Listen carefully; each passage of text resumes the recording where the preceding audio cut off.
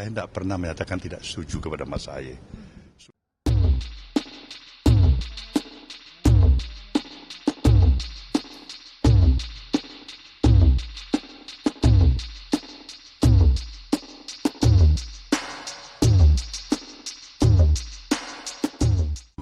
Saya tidak pernah menyatakan tidak setuju kepada Mas Ahy.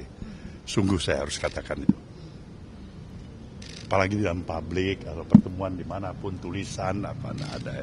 Dia adik saya.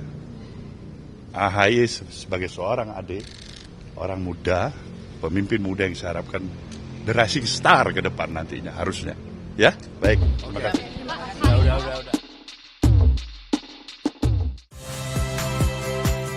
Saya Niluh Puspa. Saksikan program-program Kompas TV melalui siaran digital, pay TV, dan media streaming lainnya. Kompas TV, independen, terpercaya.